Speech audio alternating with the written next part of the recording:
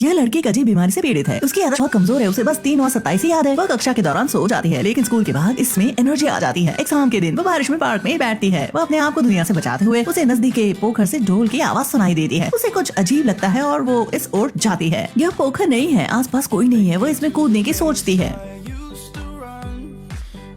जब वो उठती है तो वह अपने आप को एक फूलदान में पाती है। सैनिकों का एक समूह उस पर हमला करने वाला है। वो सोचती है कि वे एक कॉस्ट्यूम ड्रामा कर रहे हैं, लेकिन वाकई में वो जोसेन युग में आ गई है, जहाँ राजा बारिश की मन्नत के लिए बलि दे रहा है। जब राजा उसे मारने वाला होता है, उसे ड्रामा की एक जानकारी याद आती है जिसे उसने पहले देखा था। वह उसे जानकारी नकल करती है, यदि मुझे यहाँ भेजा गया तो बारिश हो जाए। उसके शब्द सुनकर हर कोई सोचता है कि वह कोई देवी है। सब उसके पैरों में झुक जाते हैं। वो मौका पाकर भाग जाती है। उसने दीवानी हाकिम के कपड़े पहने हुए थे, लेकिन फिर भी इसे पकड़ लिया गया।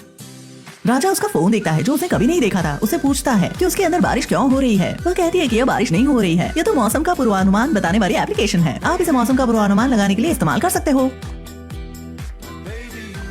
राजा कुछ भी नहीं समझा। उसे अपने अंगरक्षक की तलवार से निशाना बनाया। जब वो उसका भुजा काटने वाला था, रुको रुको, मैं इस दुनिया में सब जानती हूँ और मैं गणित को हल कर सकती हूँ, क्या तुम्हें यकीन है? राजा को प्रतिभाशाली लोगों की जरूरत है। वह उसे मामले को सुलझाने के लिए 2 दिन देता है। यदि वह इसे हल कर देगी तो वे उसे जाने देंगे। वह पेपर को देखती है, क्या यह पाइथागोरस समीकरण नहीं है? 1 घंटे में उसे उत्तर मिल गया, 3, 4, 5। राजा बिल्कुल प्रभावित हुआ। वह गणित का कठिन सवाल इतनी जल्दी हल कैसे कर सकती है? अब से वह बेवकूफ स्टूडेंट को न केवल माफ किया गया, लेकिन वह राजा की टीचर भी बन गई। उसे एक हिजड़े के जैसे कपड़े पहनने को मजबूर किया गया और सबको सर्व करने के लिए कहा गया। वह इतना व्यस्त थी कि पानी भी नहीं पी सकती थी। कुछ दिनों के बाद राजा को 3 + 7 10 गिनना आ गया। वह वाकई बुद्धिमान है, लेकिन उसे अनुमान नहीं है कि उसकी टीचर उसके कारण पीड़ित हो रही है। एक बेवकूफ स्टूडेंट पुराने जमाने की यात्रा करती है। वह केवल हिजड़ा बनती है, लेकिन राजा की टीचर भी बनती है। वह उसे अरबी संख्याएं सिखाती है और गुणा के पहाड़े। 9 बार गुणा पहाड़ा, 63, 18, 9 बार गुणा पहाड़ा, 86। गलत।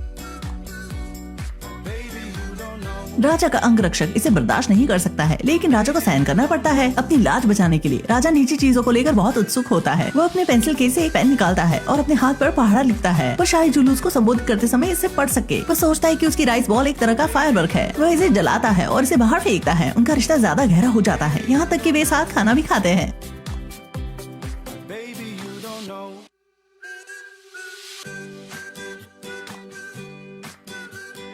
तुम जैसा हल्का इंसान मुझे लुभाना चाहता है। वो बहुत नाराज हो जाती है और उसे तुरंत चावल का केक दिखाती है। राजा को यह डिश पसंद आती है, लेकिन फिर उसे डायरिया हो जाता है। उसके डॉक्टर एक जादू सा करते हैं और उसके चेहरे पर छड़ी घुमाते हैं। वो उन्हें समझाती है कि उनको डायरिया हुआ है और मानव शरीर की संरचना के बारे में सिखाती है। वो राजा को फैशन इंडस्ट्री के बारे में भी सिखाती है। उसे कितना ज्ञान है, यह देखकर राजा उसे और ज्यादा चाहने लगता है। वह उसे उसके पसंद की डिश देता है। उसे पता नहीं होता कि इसमें राजसी रखेल ने जहर मिलाया है। लड़की को आगे पीछे घूमता देखकर राजसी रखेल सत्ते में पड़ जाती है और उसे घृणा करने लग जाती है। राजा का दोस्त होना कभी सुरक्षित नहीं होता। इसके कुछ दिनों बाद एक शाही जुलूस में उसे सुरक्षा के साथ प्रदर्शन स्थल पर ड्राइंग और कार्टूनिंग के लिए लिया जाता है। यह लड़की पोखर में छलांग लगाती है और पुराने जमाने में चली जाती है। राजा की पत्नी से अपराध के कारण ड्राइंग और कार्टूनिंग के लिए लाया जाता है। यह एक महत्वपूर्ण क्षण है। राजा के अंगरक्षक उसे बचाने आते हैं। दीवानी हकीम उसे सुझाव देते हैं, यदि वह एक घड़ी बना दे जो कि सूर्य की रोशनी पर निर्भर नहीं हो तो उसे छोड़ दिया जाएगा। लेकिन उसे जिस मौके की तलाश थी वह आ गया था। उसे बस पोखर में डुबकी लगानी है और इस दुनिया से बच जाना है। राजा उसके प्यार में पड़ गया था, इसलिए वह उसे रोकने के लिए आता है। आखिर में वह नहीं चाहती है। जन्म से मैंने किसी चीज को पूरी मेहनत नहीं किया, फिर भी मैंने इस बार मेरा मन बना लिया। मुझे वाकई में गणित से नफरत है। राजा अपने अंगरक्षकों से गुप्त जगह लाने के लिए कहता है। रास्ते में उन पर हमला होता है। अंगरक्षकों को उनका सामना करना पड़ता है और वो उस घोड़े पर अकेले जाने देता है, लेकिन उसे इसे चलाना नहीं आता। अचानक उसे एक हॉर्स राइडिंग डांस की याद आती है जो उसने पहले किया था।